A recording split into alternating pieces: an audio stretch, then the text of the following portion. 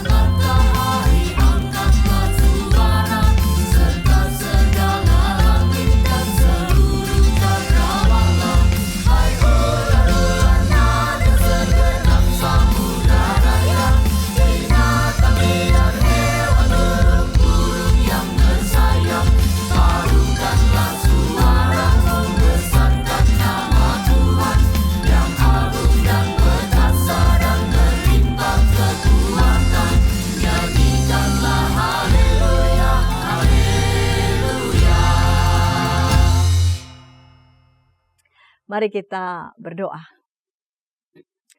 Bapa di surga, kami memuji kebesaran Tuhan, kami seluruh ciptaan-Mu. Memuji betapa besar agung Tuhan kami. Dan pada malam hari ini kami bersama mau beribadah, bernyanyi memuji, memuliakan nama Tuhan. Kiranya Bapa di surga boleh memberkati ibadah bersama dengan keluarga Allah pada saat ini. Dalam Kristus kami berdoa. Amin. Dunia menawarkan banyak kenikmatan yang membuat sebagian orang tergoda dan terjerat. Sebagian orang berpikir bahwa dengan mengejar harta hidupnya akan bahagia. Namun firman Tuhan dalam Injil Lukas 12 ayat 15 menyatakan berjaga-jagalah dan waspadalah terhadap segala ketamakan. Sebab walaupun seorang berlimpah-limpah hartanya, hidupnya tidaklah berasal dari kekayaannya itu. Apakah anggota keluarga Allah sepakat dengan yang Tuhan Yesus sampaikan itu? Atau justru merasa, masa sih? Sebelum kita membaca Alkitab, merenungkan firman Tuhan, mari kita bernyanyi dari Mazmur 107.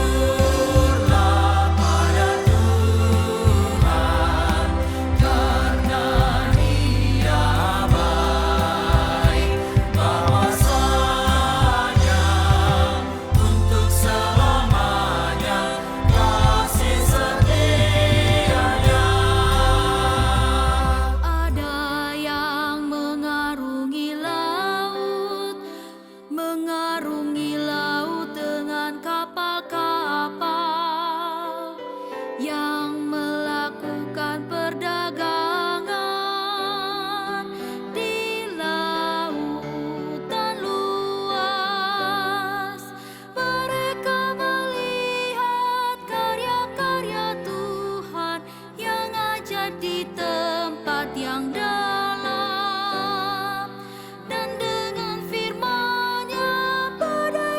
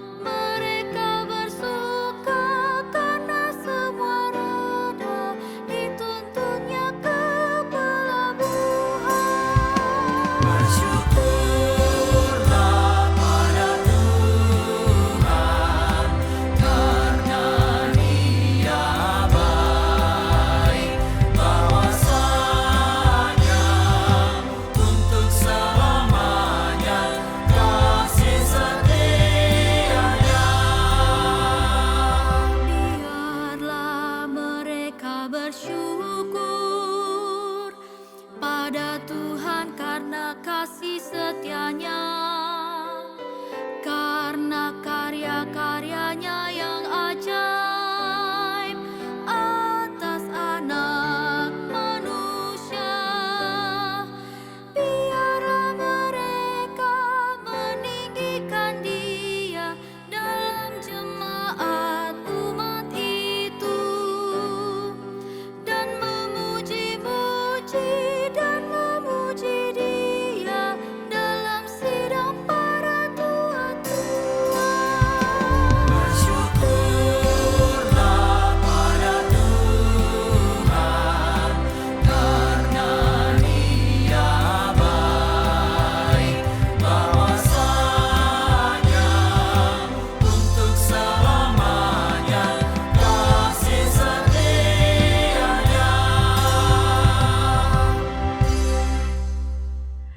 Mari bersama kita berdoa, kita memohon pertolongan Roh Kudus kala kita akan merenungkan firman Tuhan. Mari berdoa. Bapa di surga, bimbinglah kami kala kami akan membaca bagian dari Alkitab dan merenungkan firman-Mu.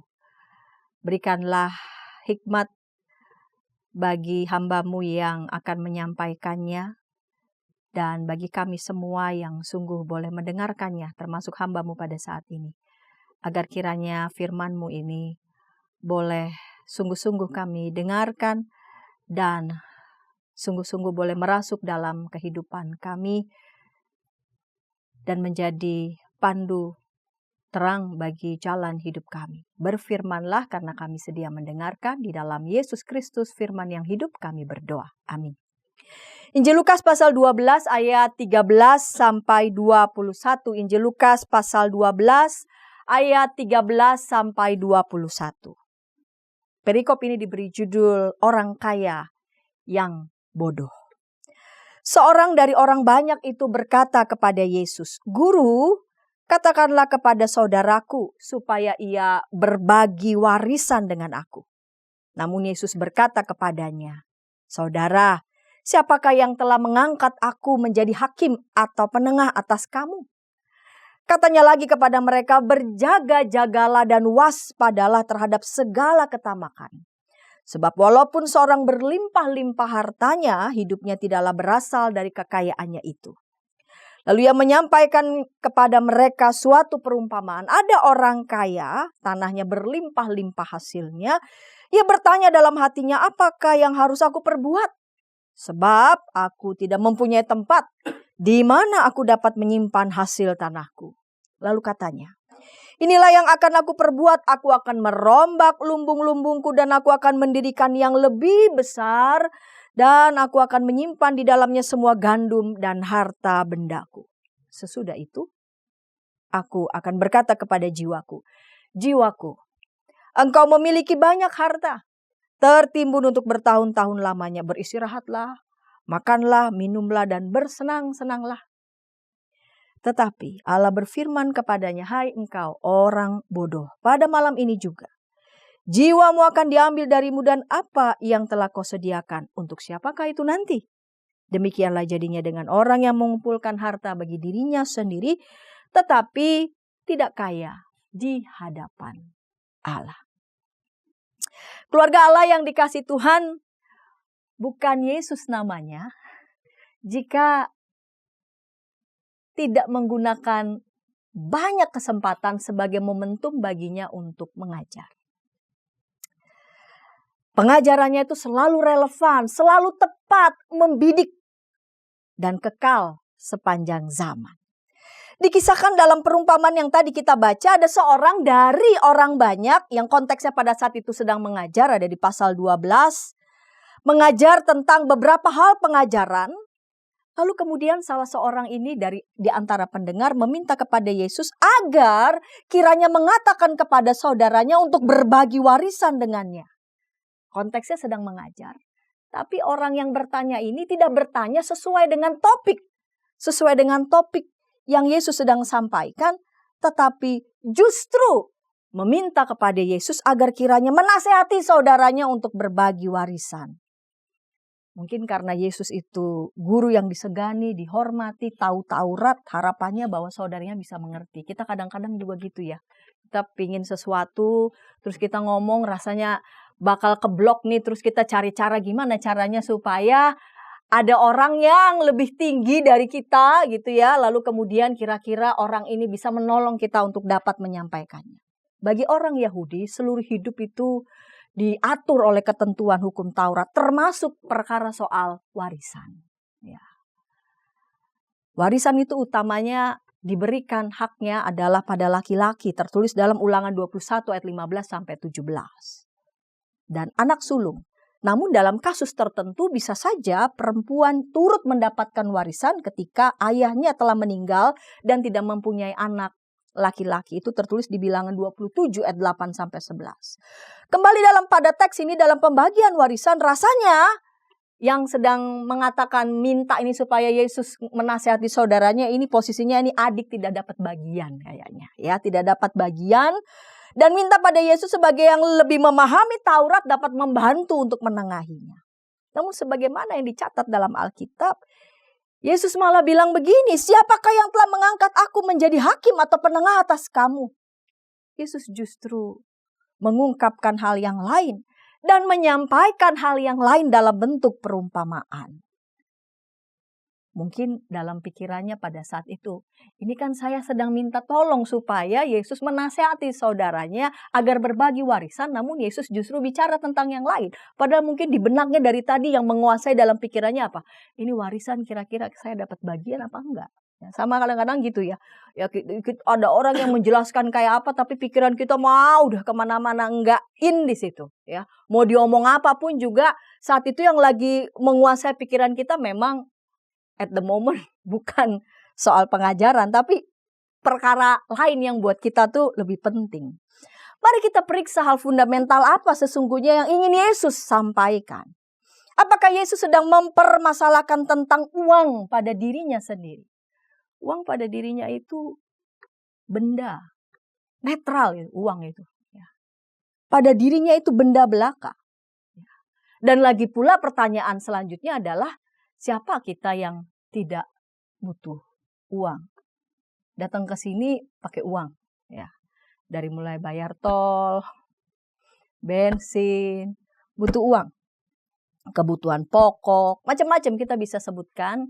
Lalu kemudian kita bisa bilang, emang apa yang tidak pakai uang? Walaupun uang pada dirinya adalah benda, tapi rasa-rasanya hampir tidak mungkin kalau ada orang tanya, kira-kira masih ada nggak hal-hal yang tidak bisa, uang tidak berguna, tidak berfungsi. Saking dalam pikiran kita tuh apa saja rasanya mesti pakai uang.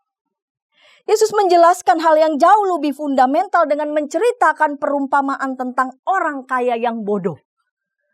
Apa kebodohan orang kaya ini? Kaya kok bodoh ya?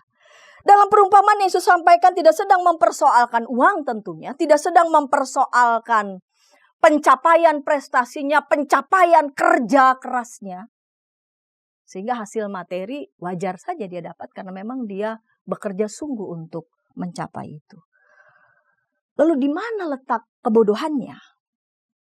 Kita perhatikan di ayat 17. Ia bertanya dalam hatinya, apakah yang harus aku perbuat? Ya, jadi ketika dia menyaksikan, hartanya itu berlimpah-limpah, tanahnya, gandumnya, dan sebagainya. Dan dia mulai bertanya dalam hatinya, apakah yang harus aku perbuat sebab aku tidak mempunyai tempat di mana aku dapat menyimpan hasil tanahku? Dalam hal itu rasanya belum kelihatan kan bodohnya. Dia saking banyaknya dia cari tempat, di mana ya aku bisa dapat menyimpan hasil tanahku yang berlimpah ini. Dia perlu tempat untuk menyimpan. Mari lihat ayat selanjutnya. Aku akan merombak lumbung-lumbungku dan aku akan mendirikan yang lebih besar. Aku akan menyimpan di dalamnya semua gandum dan harta bendaku. Sampai di situ rasanya kita belum lihat kebodohannya. Tapi mari kita lihat yang selanjutnya. Sesudah itu ia berkata, aku akan berkata pada jiwaku, jiwaku, aku memiliki banyak harta, tertimbun untuk bertahun-tahun lamanya. Beristirahatlah, makanlah, minumlah, dan bersenang-senanglah. Perhatikan apa yang ia katakan pada dirinya. Dia ngomong itu pada dirinya loh. Dia nggak ngomong, aku sekarang udah ini ya. Wah senang loh aku loh. Enggak, dia lagi ngomong sama dirinya sendiri. Mungkin nggak ada yang denger juga, dia sedang ngomong sama dirinya sendiri. Tetapi kita perhatikan isi perkataannya.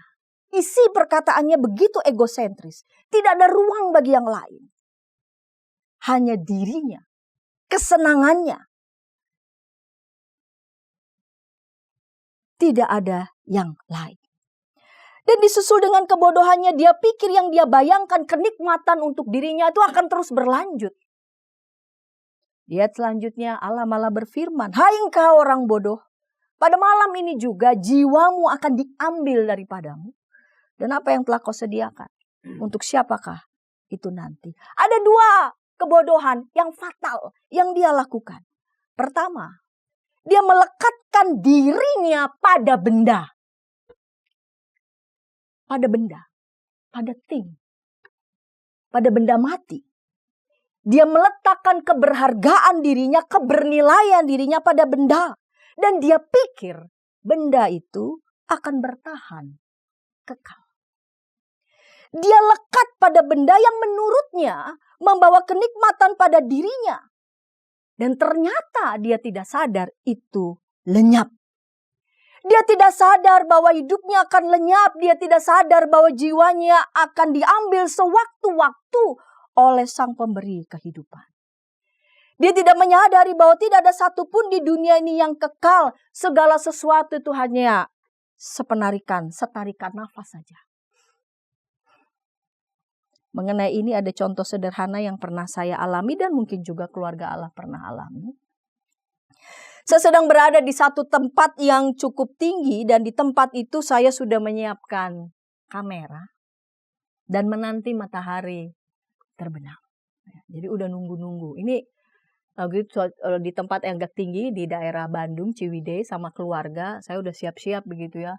Ini cuaca kayaknya udah lumayan, udah oke nih, nunggu. Saya mau mengabadikannya. Cuaca sedang bagus-bagusnya. Saya berharap kamera saya bisa merekam pelan-pelan matahari yang terbenam itu. Saya sudah tunggu. Nah ini nih, siap-siap nih. Wah oke ya.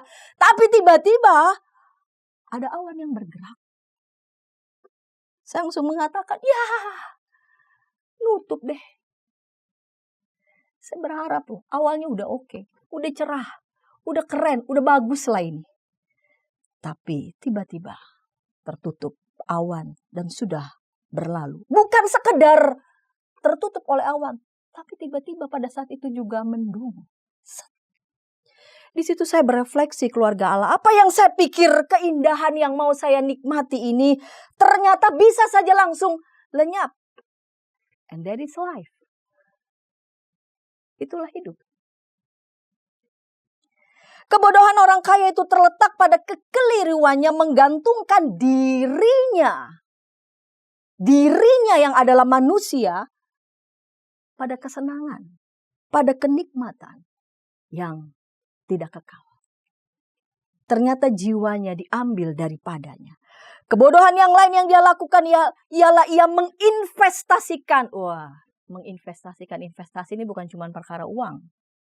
Tapi menginvestasikan diri juga pada hal-hal yang kekal. Dia lebih memilih menginvestasikan hidupnya pada hal-hal yang tidak kekal.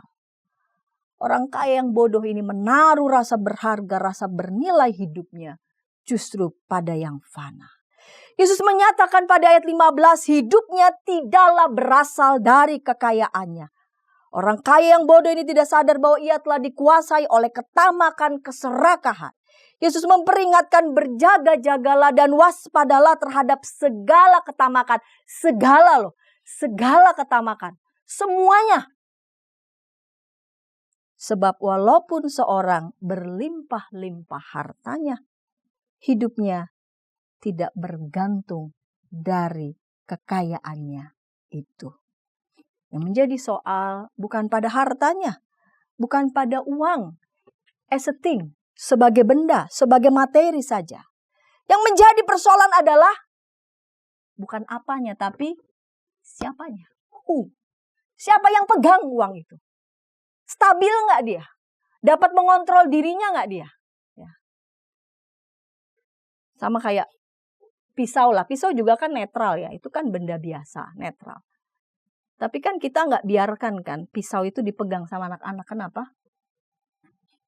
Karena dia belum stabil. Ketika pisau dipegang oleh yang nggak stabil, dia akan mengacau. Ketika uang itu dipegang oleh orang yang tidak stabil, orang yang tidak mampu mengontrol dirinya, orang yang tidak mampu menahan dirinya, perkara. Jadi bencana yang justru menghancurkan. Jadi persoalannya bukan soal uang. Bukan soal dia bangga, dia kerja keras. Dia berbangga bahwa atas hasil kerja kerasnya, dia mencapai itu. Tapi yang menjadi persoalan adalah dia melekatkan hidup pada hartanya yang sementara. Keserakahan, ketamakan telah membawa manusia pada suffering, pada penderitaan. Ujungnya hanya pada penderitaan. Keserakahan, ketamakan yang dilakukan manusia telah membawa penderitaan bukan saja pada manusia, justru pada segala makhluk. Ya, itu macan, gajah nggak menikmati uang kita loh. Tapi mereka bisa menderita. Laut dan segala ekosistemnya yang luar biasa di dalam nggak ikut-ikutan itu sama perkara uang dan harta kekayaan manusia. Tapi karena manusia tidak mampu mengontrolnya, mereka pun juga ikut menderita.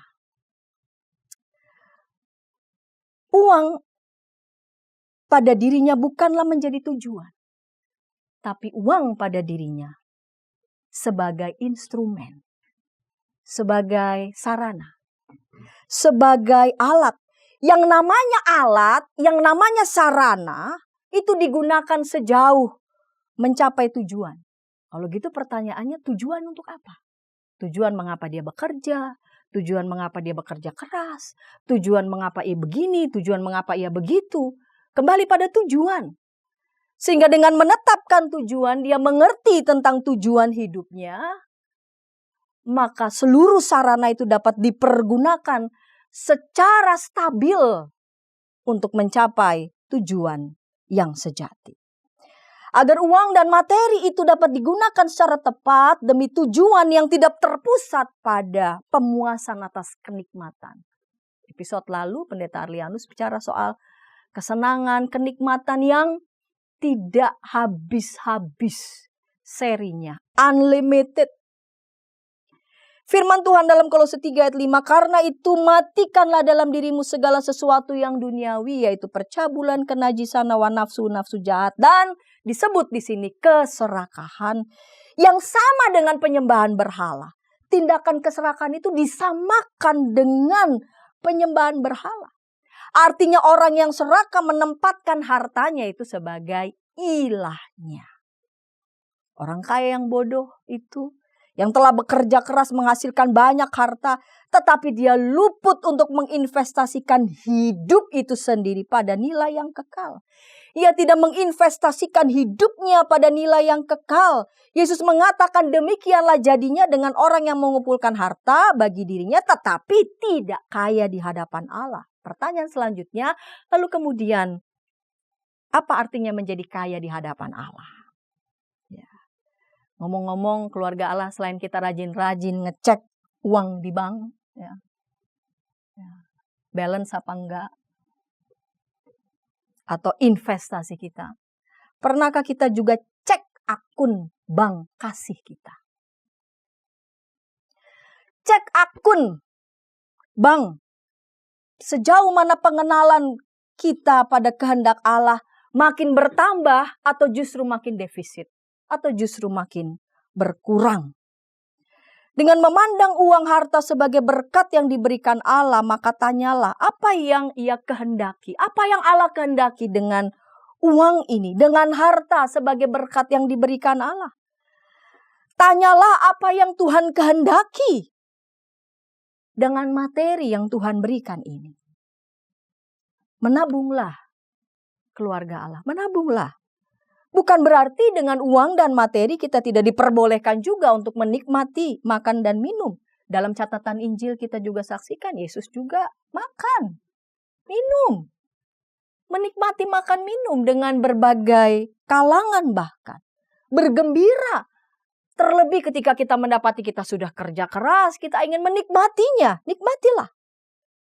Namun Yesus memperjelas di mana letak kesejatian hidup, letak aman yang sejati. Ini semua tentang prioritas.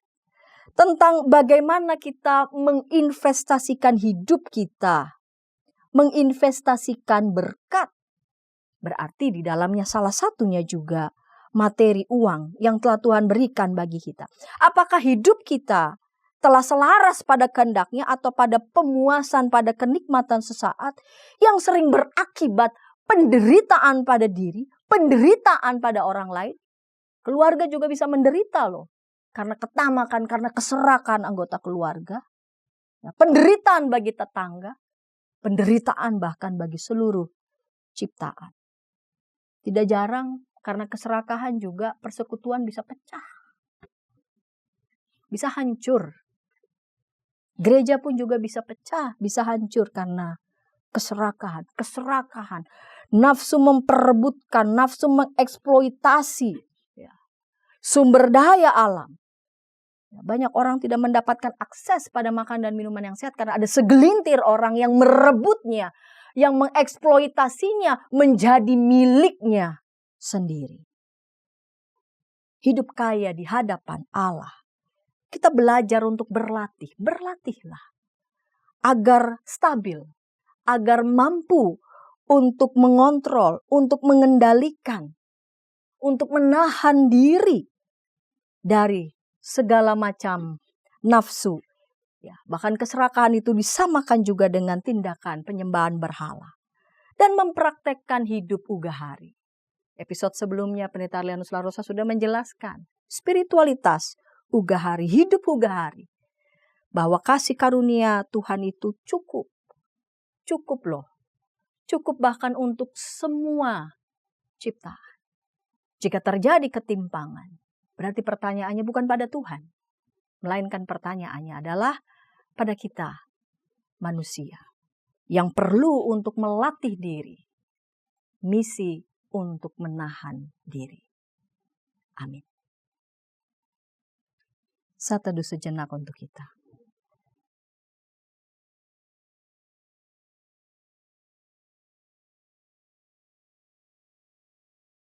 Bila ada di antara anggota keluarga Allah yang ingin didoakan, mari menghubungi kami di nomor 0812-8188-9191. Tim doa kami akan mendoakan saudara. Mari kita berdoa.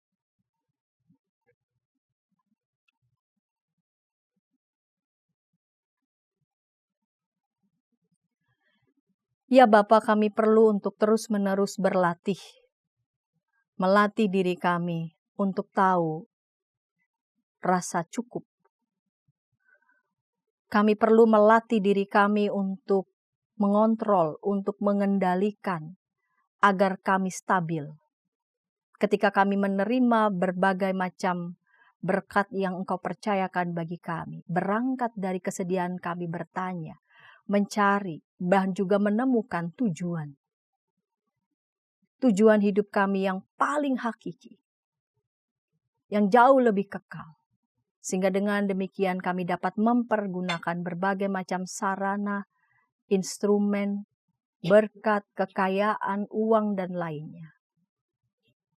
Agar menjadi diarahkan pada tujuan yang tepat. Tujuan untuk memuliakan nama Tuhan. Tujuan untuk berbagi bersama dengan banyak orang. Tujuan agar keberlangsungan hidup kami dan hidup seluruh ciptaan boleh terus berlangsung dalam damai sejahtera dalam kehendak Tuhan.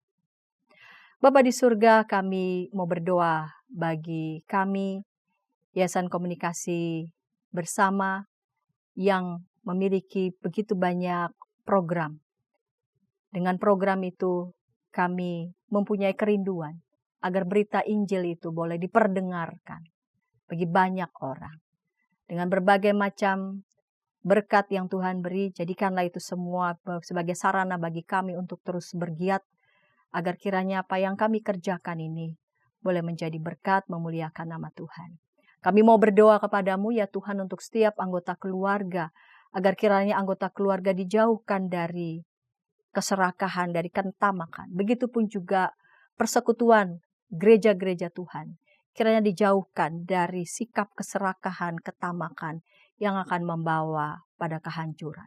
Jauhkanlah juga para pemimpin bangsa kami agar mereka juga mengubah diri, bertobat, membarui diri. Untuk mengendalikan diri mereka, mengontrol segala kepercayaan, segala kenikmatan-kenikmatan yang memang diberikan atas tanggung jawab mereka yang sudah dipercayakan, agar itu semua digunakan secara tepat, sesuai dengan kebutuhan, tidak dikorup. Karena ada berbagai macam dana, anggaran yang diberikan, itu semua kepercayaan dari rakyat agar digunakan dengan tepat untuk hajat hidup orang banyak.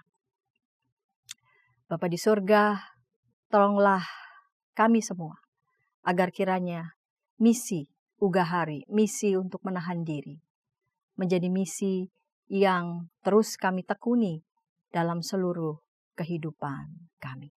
Dalam Yesus Kristus kami berdoa. Amin.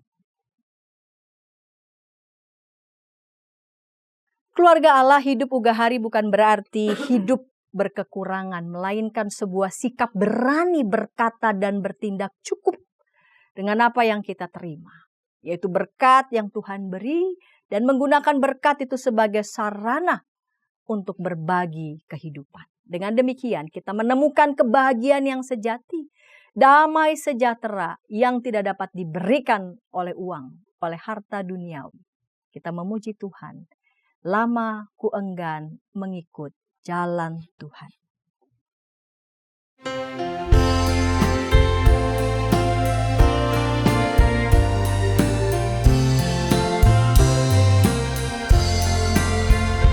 Lama ku enggan mengikut jalan Tuhan, hanya turut hawa nafsu diriku, serta ku memandang penebus di salib.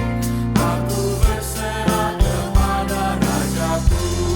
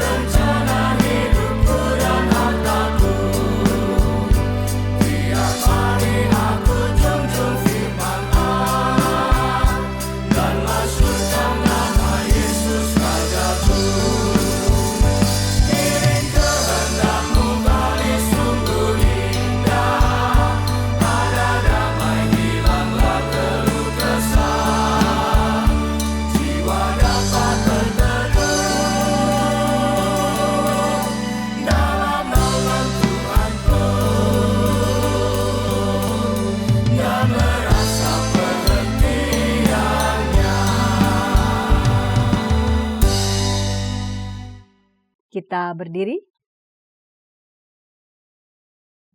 Anugerah Tuhan kita Yesus Kristus dan belas kasih Allah Bapa dan persekutuan di dalam Roh-Nya yang kudus menyertai kita sekalian. Amin.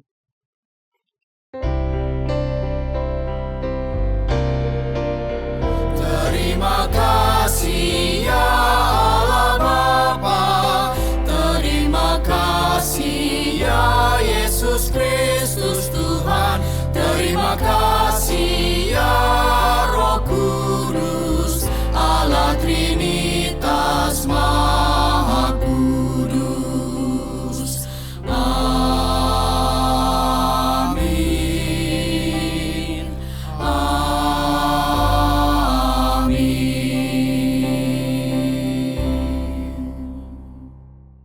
Silakan duduk saat hening.